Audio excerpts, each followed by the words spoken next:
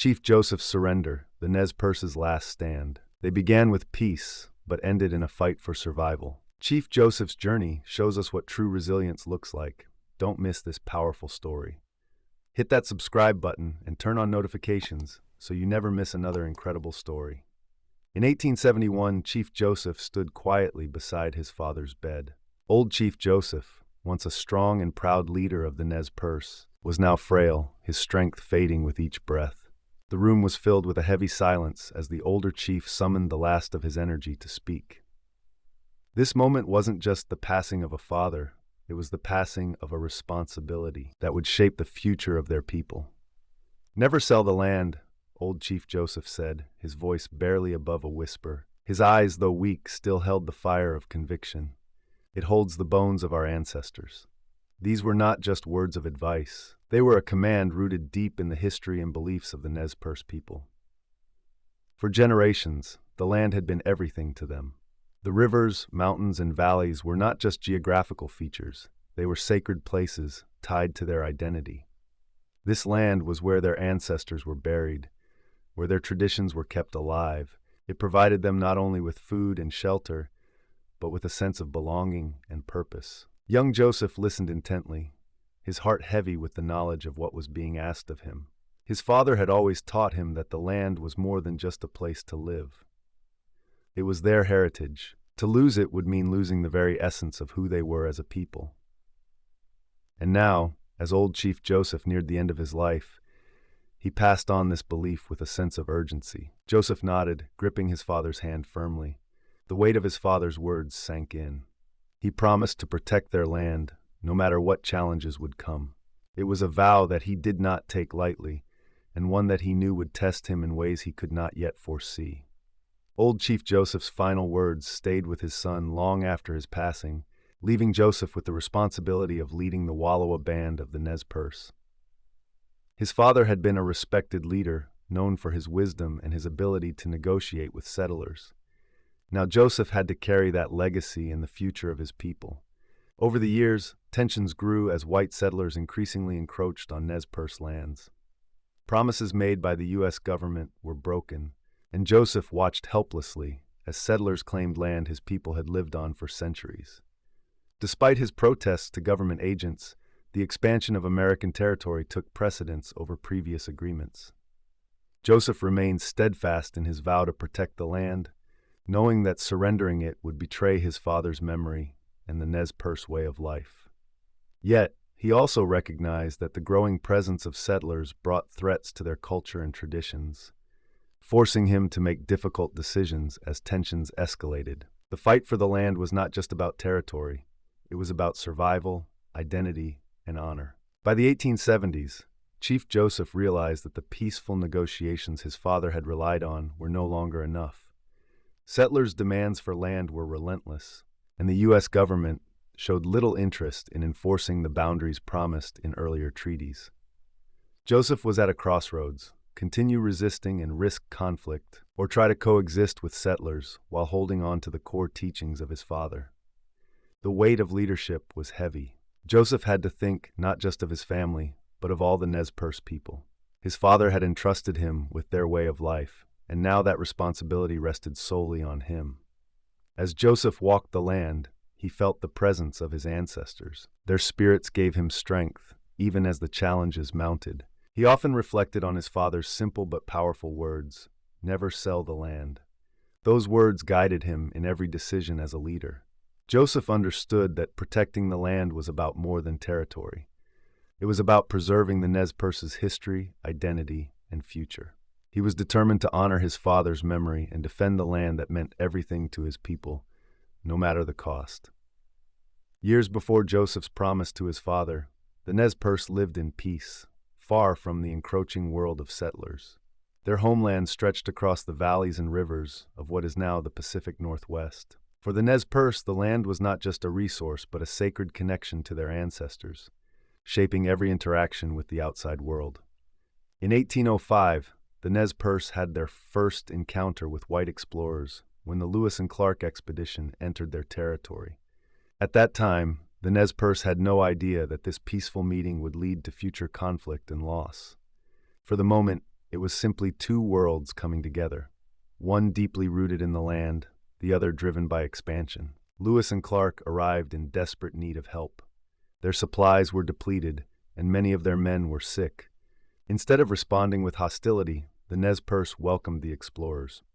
They provided food, shelter, and guidance, sharing their knowledge of the land and how to navigate its challenges.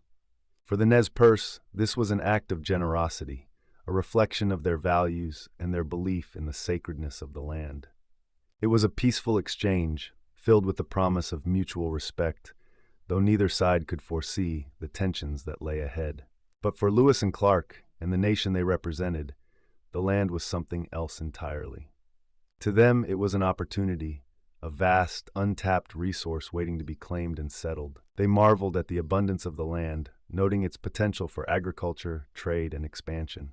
This difference in perspective would come to define the relationship between the Nez Perce and the white settlers, who followed in the footsteps of Lewis and Clark. At the time, the Nez Perce had no reason to doubt the sincerity of the explorers. Lewis and Clark expressed their gratitude with gifts and promises of friendship, pledging peaceful relations between the Nez Perce and the United States. For a time, it seemed like the beginning of a new chapter, one where two cultures could coexist and benefit from each other's knowledge. As Lewis and Clark moved on, guided through treacherous mountain passes by the Nez Perce, they brought back glowing reports to President Jefferson. For the Nez Perce, the encounter had been an act of kindness, preserving peace by helping the explorers. For the Americans, it was the beginning of westward expansion, viewing the Pacific Northwest as ripe for settlement. This peaceful meeting in 1805 marked the start of profound changes for the Nez Perce. The land they generously shared with Lewis and Clark would soon become a target for settlers, miners, and the U.S. government, eager to claim it for development. The promises made during that first encounter would be tested as the pressures of expansion threatened the Nez Perce way of life. In the following years, the Nez Perce continued to live by their traditions, deeply connected to the land. But the seeds of change had been sown. What began as a peaceful interaction would eventually lead to a struggle for survival, as the Nez Perce fought to defend the land they once freely shared. By 1855, the Pacific Northwest had become a target for settlers moving westward, and the U.S. government, eager to avoid conflict, called a treaty council. Old Chief Joseph, representing the Wallowa band of the Nez Perce, attended the talks at Walla Walla. The government proposed that in exchange for ceding some land, the Nez Perce would be guaranteed reservations where they could live without interference. Old Chief Joseph, like many tribal leaders, approached this decision with caution. The land was sacred, home to their ancestors and their future. However, with settlers already encroaching and conflict looming, Joseph hoped that by signing the treaty, he could protect what remained of their homeland and secure a place for his people to live in peace. With a heavy heart, Old Chief Joseph signed the treaty. It was a reluctant compromise, but one he believed was necessary to avoid bloodshed and protect his people's future. The treaty established a reservation for the Nez Perce, a vast area that encompassed much of their traditional homeland. For a time, it seemed like a workable solution. The Nez Perce continued to live on the land, maintaining their way of life, while settlers moved into the surrounding regions. But peace was fleeting. Within just a few years, the situation began to unravel. In the 1860s, gold was discovered on Nez Perce land, sparking a new wave of settlers, this time miners hungry for wealth. The U.S. government, unable or unwilling to stop the flood of fortune seekers, soon began to reconsider the terms of the original treaty. The presence of gold turned the land into a valuable commodity, and the government quickly pushed for a new agreement that would drastically reduce the size of the Nez Perce reservation. In 1863, a new treaty was drawn up, one that demanded the Nez Perce cede more than 3/4 of their remaining land. This new treaty, often referred to as the Steel Treaty by the Nez Perce, was a direct betrayal of the promises made just a few years earlier. The terms were harsh. The Nez Perce would be confined to a much smaller area, and many of their sacred sites, including the Wallowa Valley, would no longer be under their control. Old Chief Joseph, along with other Nez Perce leaders, refused to sign the new treaty, viewing it as unjust and a violation of the original agreement. Despite their refusal, the U.S. government moved forward, claiming that the few chiefs who did sign represented the entire tribe. This allowed the government to reduce the Nez Perce reservation, ignoring protests from leaders like Old Chief Joseph. As settlers and miners increasingly encroached on Nez Perce land, the government did little to stop them, prioritizing economic potential over the promises of peace made in 1855. For Old Chief Joseph, this betrayal was personal. He had signed the treaty in good faith, only to see the land taken piece by piece. By the time his son, young Chief Joseph, became leader in 1871, the situation had reached a breaking point. The discovery of gold had drawn more settlers, and the promises made to the Nez Perce had long been broken. Old Chief Joseph's death left his son with the burden of leadership and the heavy responsibility of honoring his father's vow to never sell the land. The struggle to protect their homeland had now become a fight for survival, as the Wallowa Valley was increasingly targeted by settlers. As Joseph stepped into his role as chief, he was faced with growing pressures from all sides. White settlers continued to move onto Nez Perce land, ignoring the boundaries set by previous agreements. The settlers claimed the land as their own, fencing off property and cutting down trees that had stood for centuries. The sacred sites where Joseph's ancestors had been buried were being desecrated, and the valleys that once belonged solely to the Nez Perce were shrinking with each passing year. Joseph, like his father, sought to find a peaceful resolution. He traveled to meet with government officials, appealing to them to honor the original treaties and respect the land that had been promised to his people. But the promises made in 1855 had been long forgotten by those in power. The government's focus had shifted toward accommodating the growing number of settlers, and the Nez Perce were seen as an obstacle to progress rather than rightful landowners. The pressure on Joseph and his people grew with each passing year. The settlers, emboldened by the government's inaction, became more aggressive in their encroachment. They built homes, planted crops, and laid claim to land that had been part of the Nez Perce territory for centuries. The once peaceful coexistence between the tribe and the newcomers had turned into a struggle for survival. As more settlers arrived, the government's stance became increasingly clear. The Nez Perce would have to move. General Oliver Otis Howard, a military officer assigned to manage relations with the native tribes, informed Joseph that the government intended to enforce the terms of the 1863 treaty, the very treaty that Old Chief Joseph had refused to sign. This treaty, which had drastically reduced the size of the Nez Perce reservation, demanded that Joseph's people relocate to a much smaller area, far from their homeland in the Wallowa Valley. Joseph knew that leaving the Wallowa Valley would break his father's heart. The land was more than just a place to the Nez Perce. It was the core of their identity. It held the history of their people, where ancestors had lived, fought, and died. It was where their traditions had been passed down for generations. To leave it would be to break their deep connection to their past and culture. Still, Joseph clung to the hope that reason might prevail. He believed that if he approached the U.S. government with respect and logic, they might honor their promises. He wrote letters, met with officials, and argued his case, but each time he was met with the same response: the land was no longer theirs. The government had made its decision, and there was no room for negotiation. As time went on, the settlers' presence in the Wallowa Valley became impossible to ignore. Joseph saw the land, which had belonged to his people for generations, being taken bit by strangers. The settlers, driven by their dreams of wealth, saw the Nez Perce as little more than an obstacle to their prosperity. For them, the land was a resource to be exploited, while for Joseph, it was the living embodiment of his ancestors and their spirits. Tensions reached a boiling point in the early 1870s. The government's demands for the Nez Perce to leave their land grew more insistent, and settlers continued to push deeper into the valley. General Howard, under orders from Washington, made it clear that there would be no more negotiations. The Nez Perce had to leave. Joseph felt the weight of the promise he had made to his father. He had vowed never to sell the land, and he was determined to keep that promise. But he also knew that open conflict with the U.S. government would likely lead to the destruction of his people. In 1873, Joseph saw a glimmer of hope when President Ulysses S. Grant issued an executive order declaring that the Wallowa Valley would remain with the Nez Perce. For a brief moment, Joseph believed that justice had been served and the land would be protected.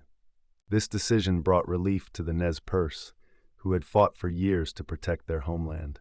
However, this hope was short-lived. Despite the president's order, many settlers who had already claimed land in the Wallowa Valley refused to leave. They saw the land as theirs and ignored the executive order. The settlers continued farming, building, and expanding their claims, further igniting tension between them and the Nez Perce. Joseph, determined to honor the president's decision, made numerous efforts to enforce the boundaries. He appealed to local authorities, asking them to remove the illegal settlers. Yet his pleas fell on deaf ears. The government, while willing to make promises on paper, took no action to enforce them. As a result, the settlers remained and their numbers only grew. The Nez Perce were pushed further to the margins of their own land. What had seemed like a victory quickly became another broken promise, as the U.S. government failed to protect the Nez Perce from the relentless encroachment of settlers.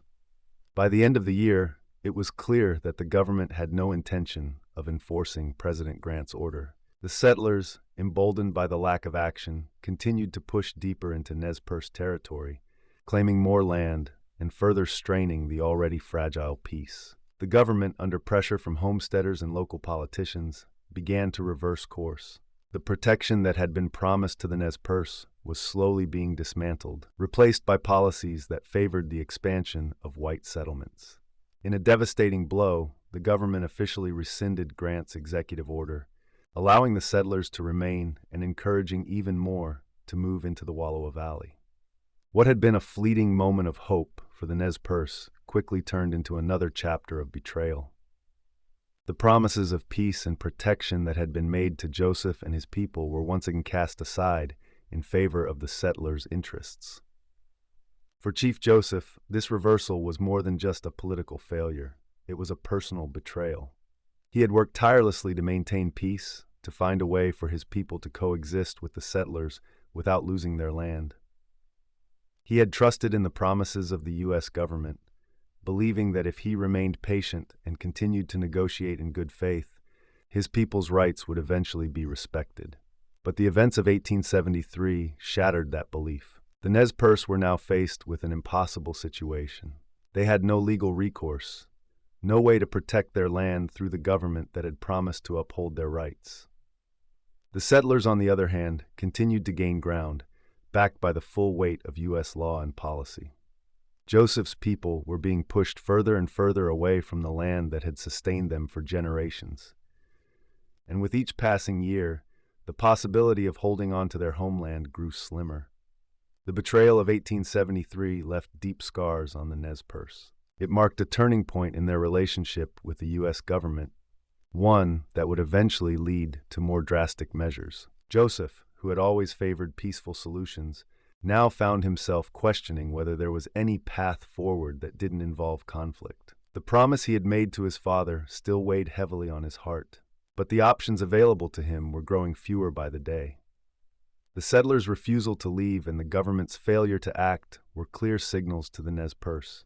Their land was no longer theirs, at least in the eyes of those in power. The decision to reverse Grant's order confirmed what Joseph had feared for years, that the promises made to his people would never be honored, and that the struggle for their land was far from over. For a brief moment, it had seemed that peace and justice were within reach. But as the settlers dug in and the government turned its back, Joseph realized that the fight to protect his people's land was only just beginning. The events of 1873 would cast a long shadow over the years to come as the Nez Perce prepared for the next inevitable clash with those who sought to take their home. By 1877, Chief Joseph and the Nez Perce were facing an impossible situation. The government had broken its promises, settlers had taken much of their land, and now U.S. General Oliver Otis Howard issued an ultimatum: move to a reservation in Idaho or face removal by force. The Nez Perce had long fought to preserve their homeland, but it had become clear that staying would mean war. For Chief Joseph, the decision to leave the Wallowa Valley weighed heavily. He had promised his father never to give up the land, Yet he now found himself confronted with the harsh reality of the U.S. government's power.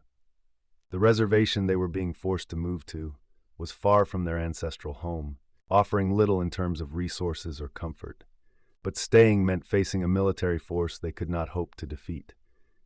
Joseph knew the cost of resistance would be high, particularly for the women, children, and elderly in their community. Leaving the valley was not just a practical decision, it was a deeply emotional one.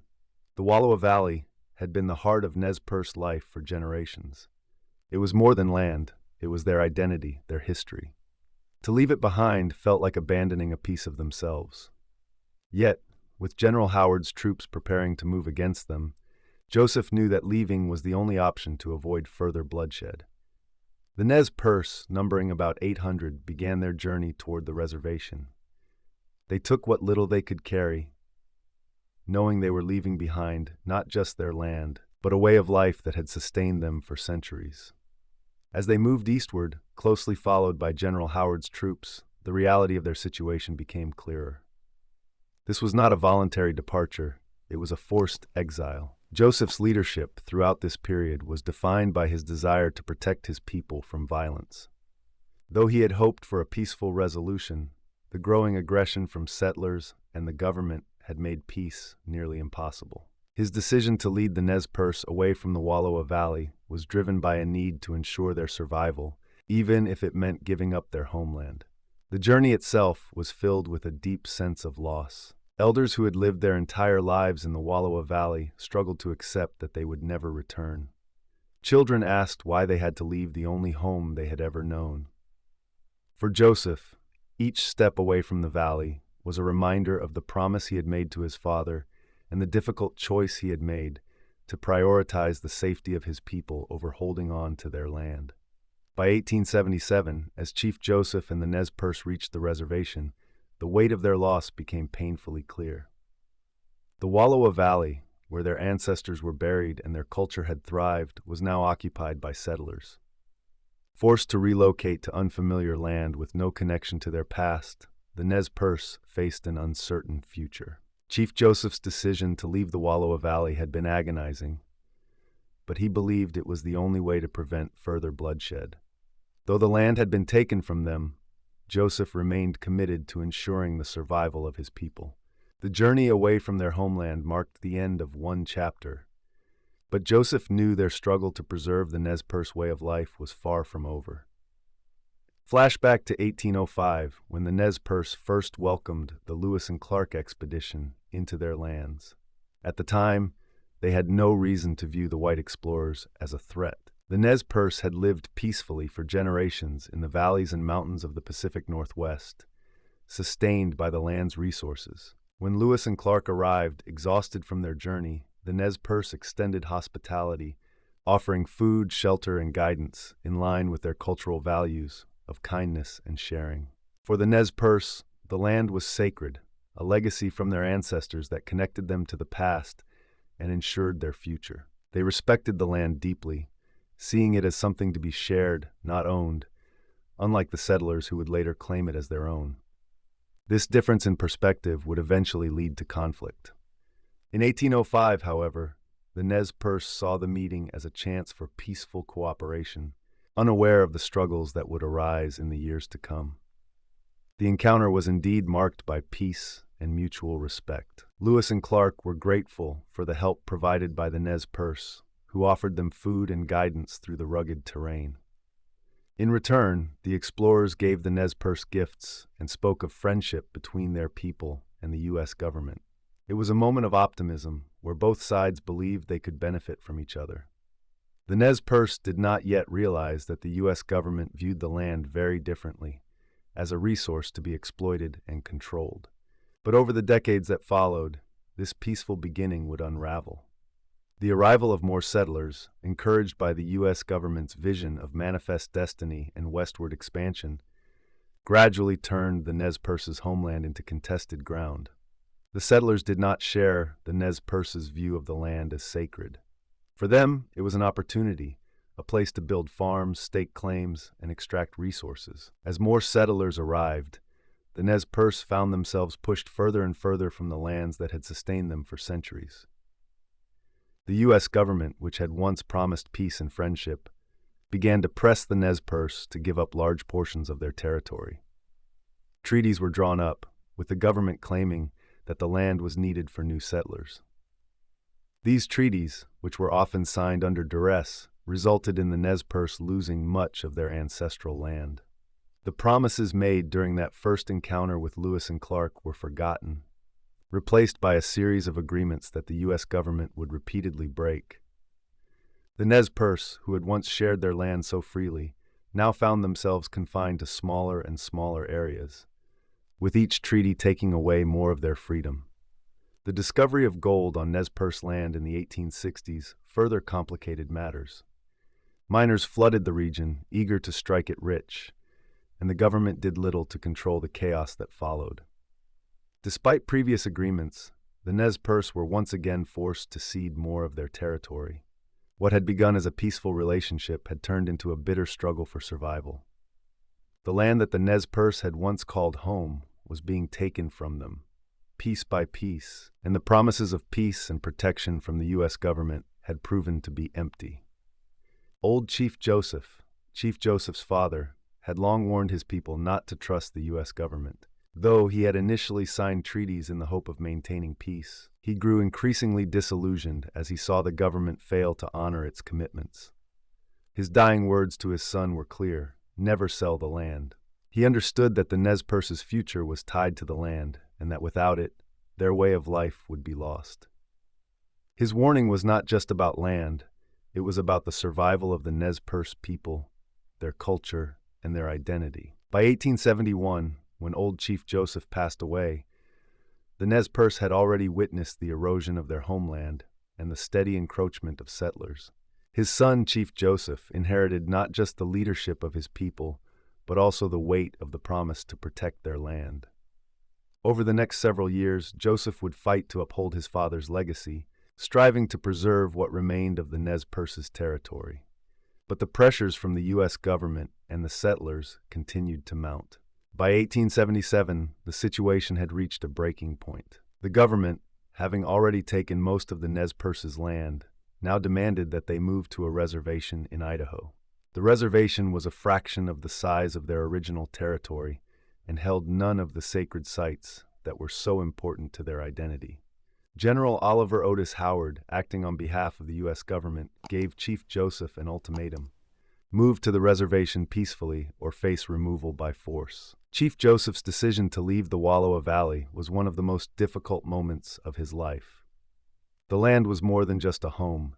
It was the heart of Nez Perce culture, where their ancestors were buried and their traditions had been passed down for generations. To leave it behind was to break the promise he had made to his father, but to stay would mean war. Joseph knew that his people could not survive a full-scale conflict with the U.S. military, and the cost of resistance would be too great. In the end, he chose to lead his people away from the valley, hoping to spare them from further bloodshed. The legacy of that first peaceful encounter in 1805 had turned into something far darker. What began as a gesture of goodwill had become a long and painful struggle for survival. The Nez Perce, once hopeful that peace and cooperation with the U.S. government were possible, now faced the harsh reality of broken promises, lost land, and the ongoing fight to preserve their way of life. In 1877, after Chief Joseph made the difficult decision to lead his people away from the Wallowa Valley, the Nez Perce War began in full force. What followed was a grueling and desperate attempt to evade capture by U.S. forces, as the Nez Perce, numbering around 800 people, including women, children, and elders, embarked on a perilous journey. The conflict was not just a series of battles, it was a war of survival, fought against overwhelming odds, harsh terrain, and brutal weather. From the start, the Nez Perce faced a formidable enemy. The U.S. Army, under the command of General Oliver Otis Howard, was tasked with forcibly relocating the Nez Perce to a reservation in Idaho.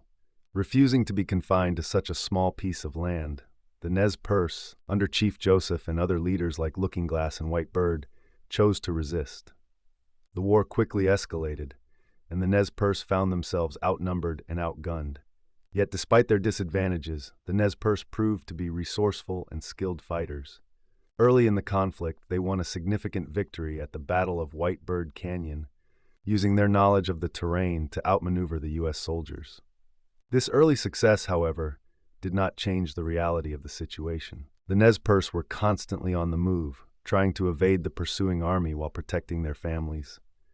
The Nez Perce embarked on what would become an extraordinary 1,300-mile journey, during which they fought numerous battles with the U.S. Army. Their goal was to reach Canada, where they hoped to find refuge with Sitting Bull and the Lakota, who had fled there after the Battle of the Little Bighorn. Along the way, they endured extreme hardships that tested the limits of their endurance. The terrain the Nez Perce had to cross was unforgiving. They traveled through rugged mountains, dense forests, and across vast plains, all while being pursued by an ever-increasing number of soldiers. The Rocky Mountains, in particular, posed a significant challenge. Crossing these steep, rocky passes while trying to avoid detection required great skill and stamina, but it slowed them down. The pressure of being constantly hunted made it nearly impossible for the Nez Perce to rest, and they had little opportunity to stop and regroup. Weather also became an increasingly difficult adversary. As the war stretched into late summer and early fall, temperatures began to drop, especially in the higher elevations. The Nez Perce were often exposed to freezing cold without sufficient shelter or clothing. Many nights, they camped under the stars with little protection from the elements. As the cold set in, sickness spread, and the lack of food and proper rest made it difficult for them to recover. Hunger was another constant struggle. The Nez Perce relied on hunting to feed themselves, but game was often scarce, and the time needed to stop and hunt was time they could not afford. As they moved further north, resources became even harder to come by. Their supplies dwindled, and hunger weakened both the warriors and their families. They went days without proper meals, surviving on whatever they could gather along the way. The strain on their bodies and minds was immense. The journey was made even more difficult by the presence of women, children, and elders. The warriors not only had to fight off the advancing U.S. Army, but also protect the most vulnerable members of their tribe. Children cried from hunger and exhaustion, and many of the elderly were too weak to keep up. The emotional toll on the Nez Perce leaders, including Chief Joseph, was devastating, as they witnessed the suffering of their people, while knowing they had little choice but to continue forward. The Battle of Big Hole in August 1877 was one of the most brutal moments of the war. U.S. forces launched a surprise attack on a Nez Perce camp at dawn, killing many, including women and children. The Nez Perce fought back fiercely, managing to drive the soldiers away, but the cost was high. Many of their people had been killed, and their camp was destroyed. The losses at Big Hole left the Nez Perce even more vulnerable, yet they continued to press on. As the Nez Perce journeyed toward the Canadian border, they encountered more skirmishes, and the relentless pursuit by U.S. forces never ceased. Despite their best efforts to reach safety, the physical and mental exhaustion began to take its toll. The warriors were still fighting bravely, but the tribe's overall strength was waning. Each passing day without adequate food or rest weakened their resolve, but they held on to the hope of reaching Canada. By early October 1877, the Nez Perce were just 40 miles from the Canadian border when they were finally surrounded near the Bear Paw Mountains in Montana by Colonel Nelson and his troops. Exhausted, cold, and starving, the Nez Perce could go no further. Many of their warriors were dead or too weak to fight. The situation was hopeless. On October 4, 1877, Chief Joseph made the heart-wrenching decision to surrender. His famous speech, "From where the sun now stands, I will fight no more forever," reflected the immense sorrow he felt. His people, after months of hardship, could no longer continue. The dream of reaching Canada, of finding freedom and safety, had slipped away. The Nez Perce had fought valiantly, but the combined forces of the U.S. Army and the harsh environment had overwhelmed them. The surrender in 1877 marked the end of the Nez Perce War, but it did not bring peace to Chief Joseph and his people. Though the U.S. government had promised they could return to their homeland, this promise was quickly broken. Instead, Joseph and his people were forcibly relocated to a reservation in Oklahoma, far from their beloved Wallowa Valley.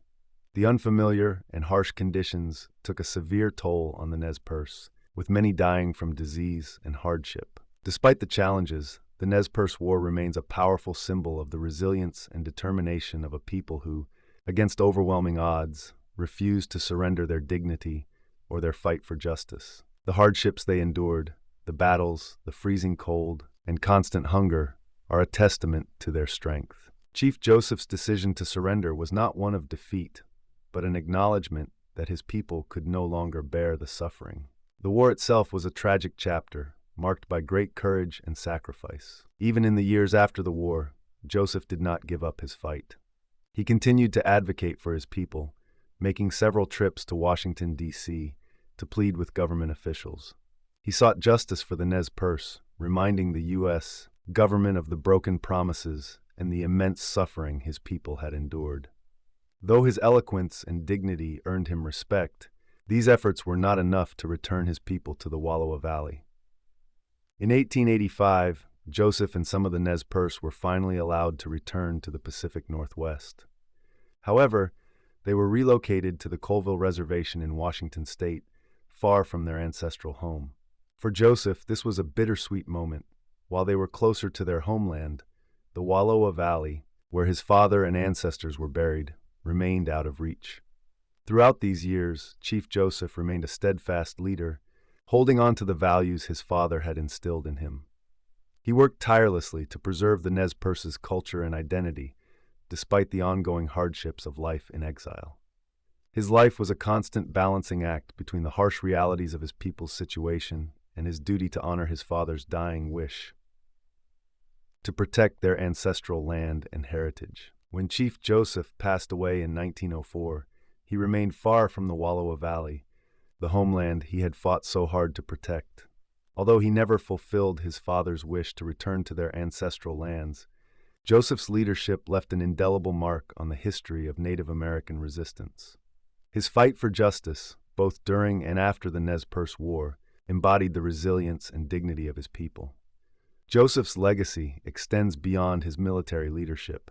He was a steadfast advocate for his people's rights, even in the face of great adversity. Though he was unable to bring his people back to the Wallowa Valley, his determination ensured that their spirit and identity endured. His passing marked the end of a long struggle, but his life serves as a powerful reminder of the deep connection between the Nez Perce and their land.